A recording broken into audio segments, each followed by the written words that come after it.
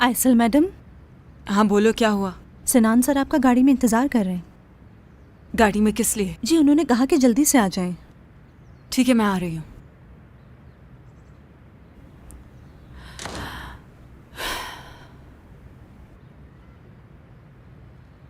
भाई आपने कुछ सोचा है इस बारे में? मैं बिना सोचे कोई काम नहीं करता आकिफ। तो फिर क्या प्लान है? अपने भाई को बचाने के लिए जो करना पड़ा करूंगा।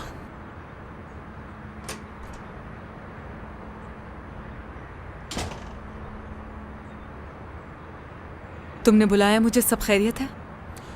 मेरे साथ गाड़ी में बैठा हो, मैं जाना है कहीं। लेकिन कहाँ?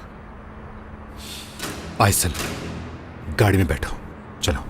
पहले मुझे ये तो बताओ कि जाना कहाँ है। चुप करके गाड़ी में बैठो।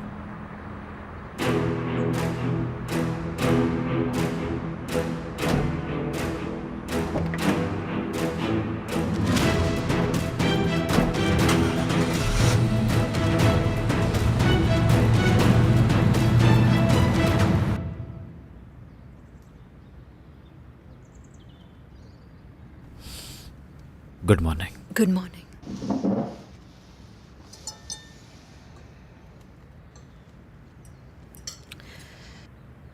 कल जो हमारी बात हुई उसके बारे में बहुत सोचा मैंने। मैं इस केस से पीछे नहीं हटूंगी। तुम जज्बात में फैसला ले रही हो जो बिल्कुल भी ठीक नहीं है। क्या तुम्हारे सारे फैसले भी सही होते हैं हमेशा? मैं एक आवारा आदमी की धमकी से डरकर अपने केस से पीछे हट जाऊं, ये कहां से सही लगता है तुम्हें? हद है। ये मेरा जाती मामला है, मेरा काम है ये। अगर आज मैं डरकर पीछे हट गई तो फिर इस तरह तो हर दूसरा एरा गैरा मुझे धमकियां देता फिरेगा।